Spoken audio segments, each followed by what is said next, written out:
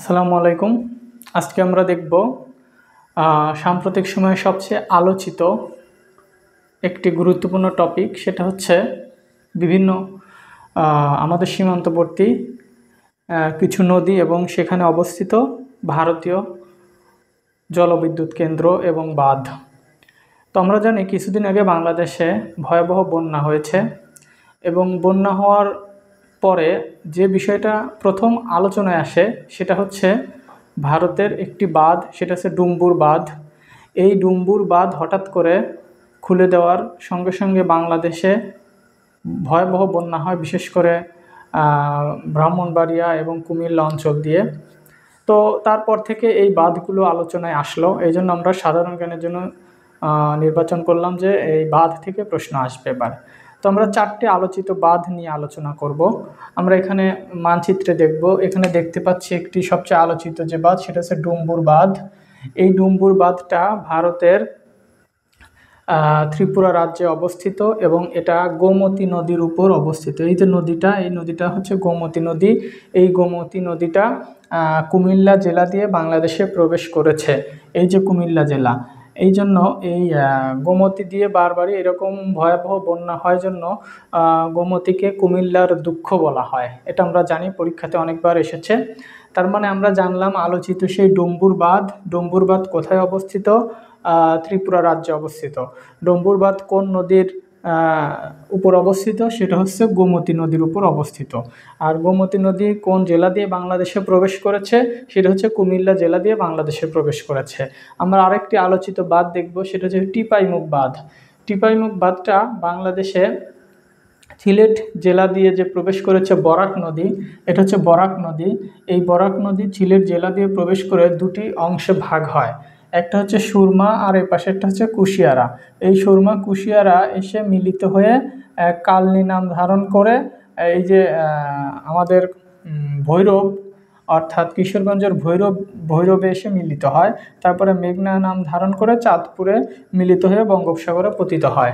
তো এই বরাক নদীর উপরেই আলোচিত সেই বাঁধ, সেটা হচ্ছে টিপাইমুখ বাঁধ। তো এখান থেকে প্রশ্ন আসতে পারে যে টিপাইমুখ বাঁধ ভারতের কোন রাজ্যে অবস্থিত? সেটা হচ্ছে মণিপুর রাজ্য।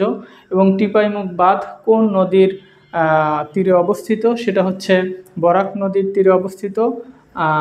এবং টিপাইমুখ বাঁধ বা আমাদের সেই বরাক নদী কোন জেলা দিয়ে প্রবেশ করেছে? সেটা হচ্ছে সিলেট জেলা দিয়ে প্রবেশ করেছে। আমরা আলোচিত আরেকটি বাঁধ দেখব, সেটা হচ্ছে গজলডোবা বাঁধ। তো এই গজলডোবা বাঁধটা কিন্তু তিস্তা নদীর উপর অবস্থিত। এখন এই তিস্তা নদী বাংলাদেশে প্রবেশ করেছে নীলফামারী জেলা দিয়ে। এটা নীলফামারী জেলায়, নীলফামারী জেলা দিয়ে তিস্তা নদী বাংলাদেশে প্রবেশ করেছে। আর এই যে গজলডোবা বাঁধটা তিস্তা নদীর উজানে অবস্থিত। এটা ভারতের পশ্চিমবঙ্গে অবস্থিত। আর এর পাশে একটা আলোচিত বাঁধ, সেটা হচ্ছে ফারাক্কা বাঁধ। সবচেয়ে আমরা বেশি আলোচনায় দেখি ফারাক্কা। এই ফারাক্কা বাঁধটা কিন্তু পদ্মা নদীর উপর অবস্থিত, ভারতে গঙ্গা নামে যেটা পরিচিত। আর এটা ভারতের পশ্চিমবঙ্গ যে রাজ্য, সেই রাজ্যে অবস্থিত। এবং এই পদ্মা নদী বাংলাদেশে প্রবেশ করেছে চাঁপাইনবাবগঞ্জ জেলা থেকে। আমরা দেখবো এই নদীগুলো বাংলাদেশে প্রবেশ করার পরে কোথায় গিয়ে কার সঙ্গে মিলিত হলো। আমরা দেখলাম এপাশ থেকে গঙ্গা নদী বাংলাদেশে প্রবেশ করলো চাঁপাইনবাবগঞ্জ জেলা দিয়ে। এখান দিয়ে প্রবেশ করে সে পদ্মা নাম ধারণ করে রাজবাড়ী জেলার গোয়ালন্দে এসে মিলিত হলো। এই যে গোয়ালন্দ মিলিত হলো। আর এদিক থেকে আসলো যমুনা নদী। যমুনা নদী, তার মানে প্রশ্ন হচ্ছে যমুনা নদী এবং পদ্মা নদী রাজবাড়ির গোয়ালন্দে মিলিত হলো। তারপরে তারা পদ্মা নাম ধারণ করে চাঁদপুরে মেঘনার সঙ্গে মিলিত হলো। তারপরে এদিক থেকে আসলো, আমরা জানি তিস্তা নদী এসে চিলমারিতে মিলিত হলো ব্রহ্মপুত্রের সাথে। এখানে ব্রহ্মপুত্র কিন্তু এই কুড়িগ্রাম জেলা দিয়ে প্রবেশ করেছে, এসে সে চিলমারিতে মিলিত হলো। চিলমারি থেকে তারপরে সে তিস্তা নাম ধারণ করেই সে এখানে এসে মিলিত হলো। এটা হচ্ছে জামালপুরের দেওয়ানগঞ্জ নামক একটা জায়গা, সেখানে মিলিত হয়ে তারা দুইটা নাম ধারণ করলো। এক হচ্ছে যমুনা নাম ধারণ করে এসে গোয়ালন্দে মিলিত হলো, আর একটা ব্রহ্মপুত্র, যেটাকে পুরাতন ব্রহ্মপুত্র বলা হয়, এটা এসে ভৈরবে মিলিত হলো। তারপরে ভৈরবের এদিক থেকে বরাক নদী আসলো সিলেট জেলা দিয়ে প্রবেশ করে দুটি নাম ধারণ করলো। একটি হচ্ছে সুরমা আর একটা হচ্ছে কুশিয়ারা। তারা আজমেরীগঞ্জ অর্থাৎ হবিগঞ্জের আজমেরীগঞ্জ একটা জায়গার নাম, সেই হবিগঞ্জের আজমেরীগঞ্জে এসে মিলিত হলো। মিলিত হয়ে তারা কালনী নাম ধারণ করলো, এইটুকুর নাম কালনী। কালনী নাম ধারণ করে তারা কিশোরগঞ্জের ভৈরবে এসে মেঘনার সঙ্গে মিলিত হয়ে মেঘনা নাম ধারণ করে বঙ্গোপসাগরে প্রবেশ করলো।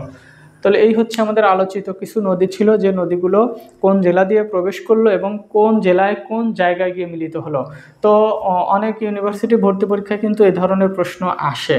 আর সবচেয়ে আলোচিত যেটা, সেটা হচ্ছে আমাদের ডুম্বুর বাঁধ, আমাদের টিপাইমুখ বাঁধ, আর হচ্ছে গজলডোবা বাঁধ এবং ফারাক্কা বাঁধ। এখান থেকে কিন্তু প্রশ্ন অবশ্যই হবে, কারণ এবার বন্যা হয়েছে, ভয়াবহ বন্যা। এই বন্যার কারণে ডুম্বুর বাঁধ এবং ফারাক্কা বাঁধ কিন্তু অনেকবার আলোচনা এসেছে। তারপরেও বাংলাদেশের সঙ্গে কিন্তু একটা অমীমাংসিত চুক্তি আছে, সেটা হচ্ছে আমাদের এই যে গজলডোবা অর্থাৎ তিস্তা নদী নিয়ে যে চুক্তি হওয়ার কথা, সেই চুক্তিটা কিন্তু এখনও অসম্পূর্ণ। তো এটা নিয়ে আমরা বিস্তারিত পরবর্তীতে আলোচনা করব। ধন্যবাদ সবাইকে। আসসালামু আলাইকুম।